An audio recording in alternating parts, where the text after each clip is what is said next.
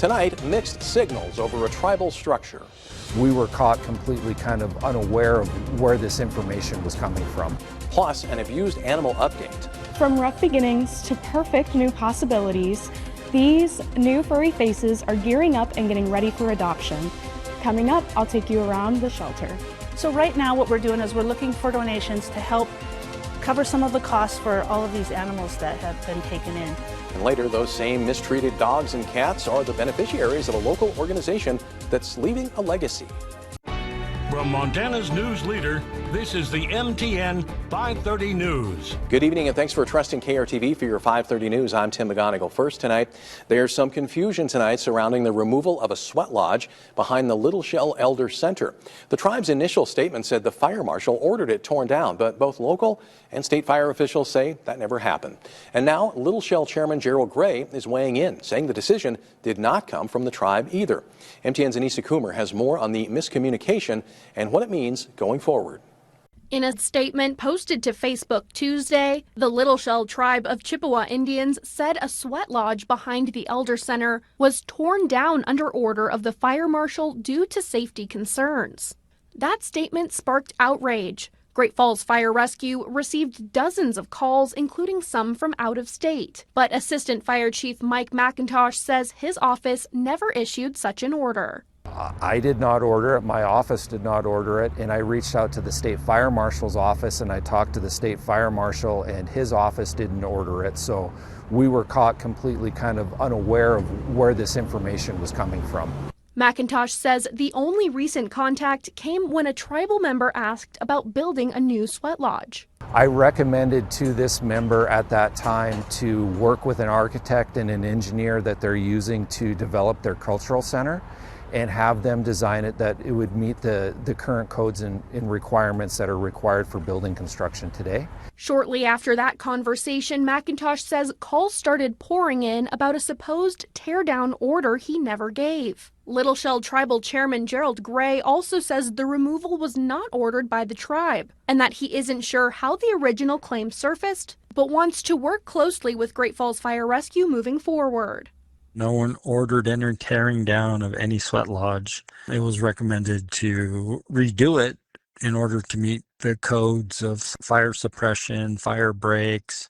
If anything, they do want to work closely with the tribe, and we want to work closely with them in collaboration to make this a safe, inviting community sweat lodge.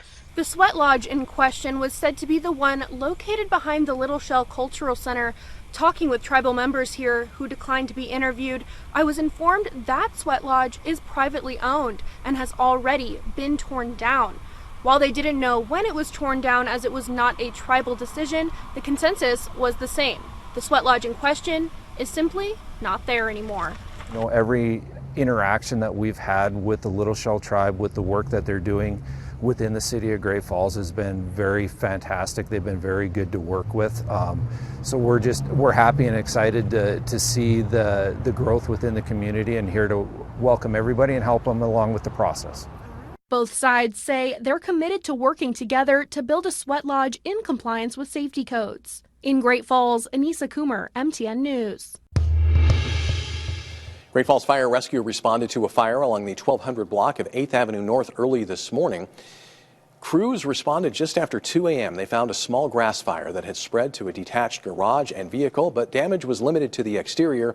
The cause of the fire has not yet been determined, but witnesses have confirmed the fire started in the grass by the garage. There were no injuries to any people or pets.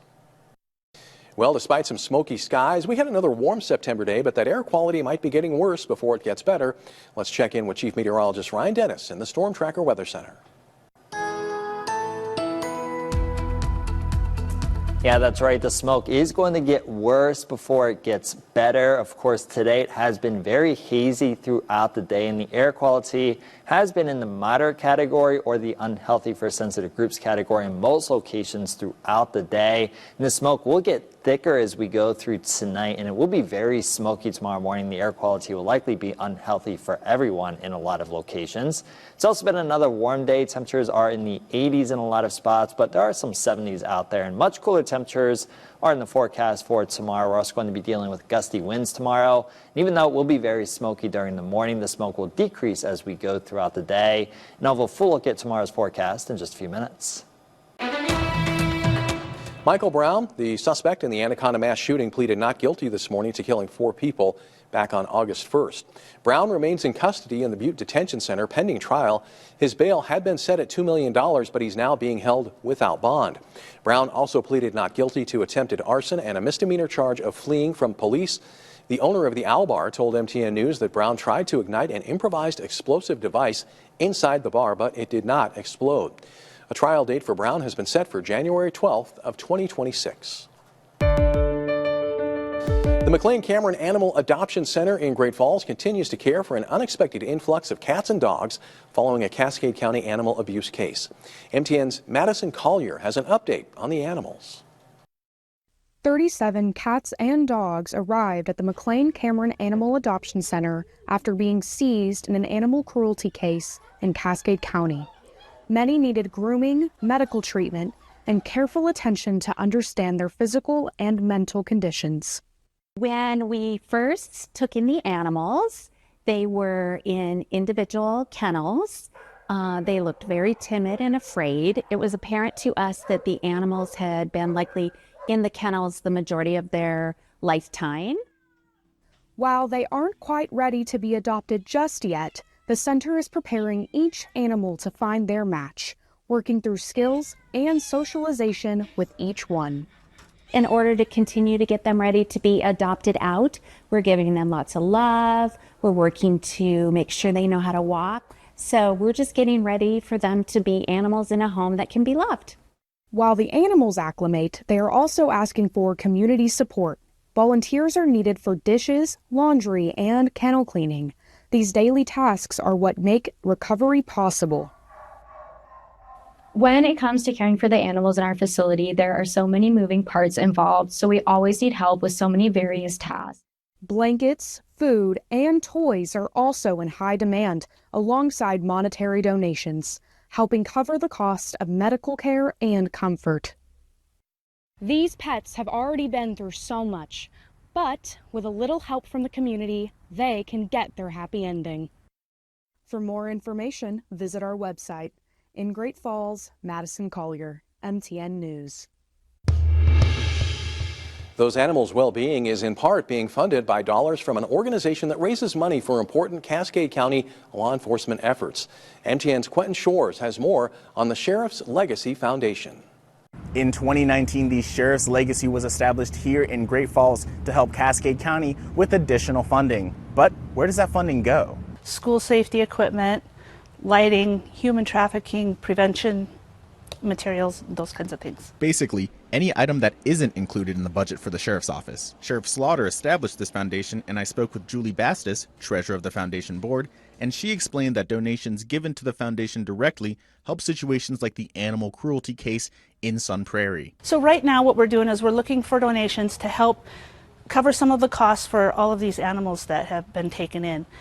We've been super lucky. Our community has been great. We've raised almost $4,500 so far. And that was just within a week. If you want your donations to go to specific causes, such as the animals, you can earmark it so that they know exactly where you want it to go.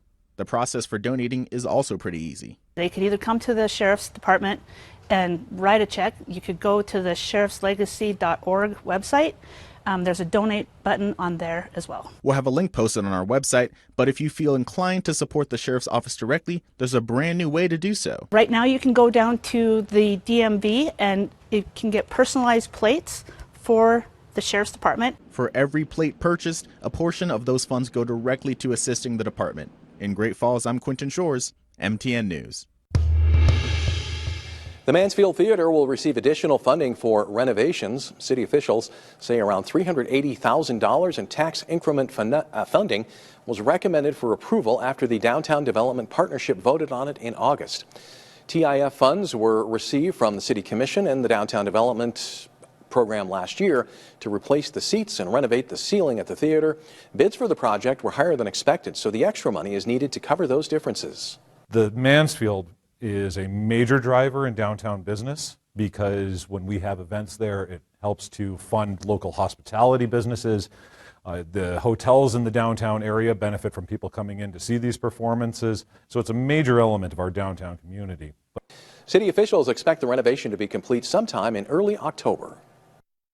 Today at the state capitol, election officials ran an analysis of new election technology to see if it could be used in Montana elections. The new machines had already been certified by the federal government, but Montana also independently verifies any new or updated technology. County officials from across the state joined the Secretary of State's office in conducting that analysis, and the event was open to the public for observation. A demo machine was also there for the public to try. While the machine was a digital interface, it printed a physical paper ballot that the voter would verify and then personally turn into an election administrator. This is the first time that we'll be testing to compare to a hand count, but we're going to make sure that counties retest the machine every single time there is an election. Also, before the county is able to purchase the machine, they'll go through another process to ensure that there's no modems that have been attached to the individual machine they're purchasing and other cybersecurity concerns. So we take the process very seriously, and you test a lot to make sure that Montanans are protected, and that's important. President Trump has recently called for an end to mail-in ballots. According to data from the Montana Secretary of State's office, more than 60% of Montana voters request absentee ballots during elections. James said the Secretary of State's office is unwavering in ensuring Montana's elections are secure and transparent for everyone. Our If You Give a Child a Book telethon is in the home stretch, and we'll have more on its impact next. But as we head to break, we hear about the importance from someone who knows best. Hi, I'm Jill Gamble. I teach 5th grade at Sunnyside, and my favorite book when I was little was Tiki Tiki Tembo. And the reason why it was my favorite book was because I had to memorize the name. And his name was Tiki Tiki Tembo, No Saw Rembo, Charlie Barry Ricci, Pip Perry Pembo. Reading is fun. From Montana's news leader, you're watching the MTN 530 News. Welcome back. When kids at Sunnyside Elementary talk about books, their faces light up. Students say reading opens up whole new worlds. It's why KRTV's If You Give a Child a Book campaign is working to make sure every child has books of their own. MTN's Tom Wiley explains. Third grader Sonny LaFleur says reading makes him smarter every day. Do you like books? Yeah, I love them. Yeah? Mm-hmm. Why?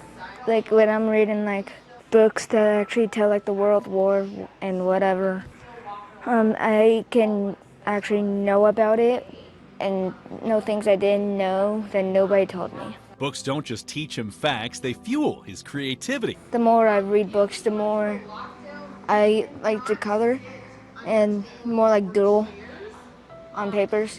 Louse is where the word lousy comes from. Fourth grader Zamaria Kornman says she spends much of her summer with her books. Like books because they help you like imagine things, and you can have a bunch of life lessons. For Zamaria, the If You Give a Child a Book campaign fair is more than a chance to pick up a new story, it's a tradition. I like the things where we come in and like sit down and we get to pick 4 books for free. And then we like check them out and then we get to read them. I like those because, and I like the accessory books where they have like little bracelets or like little necklaces. I like those. Both students say having their own books makes a big difference, especially for kids who might not have many at home. Sometimes I feel excited for my classmates because I know some of them, they don't really have as many books as I have because I have a big pile. I have big boxes of them. So it's kind of hard to pick out books that I haven't read because I mostly read all the books. And I like it when other people read with me. At Sunnyside, the stories inside these books are shaping young imaginations and building confidence for the future. Tom Wiley, MTN News. Our telethon runs until 6, and you can call 406-791-5480 to make your donation. Through today, the Scripps Howard Foundation will match your donation. You can also text KRTV to 50155 to give. And through the month of September, you can give through our website at krtv.com/book.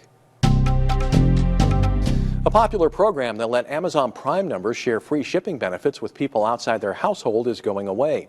The company says it's shutting down the Prime Invitee program on October 1st.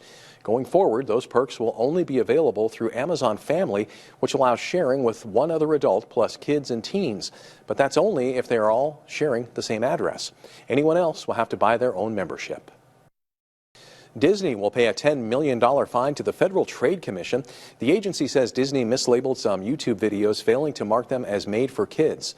That allowed for the collection of personal data from children under 13, with their data later used for targeted advertising. The FTC says Disney ignored warnings from YouTube in 2020 about the mislabeling, which exposed children not only to ads but also to features meant for adults like autoplay. Under the settlement, Disney said it will launch a video review program to ensure proper labeling going forward.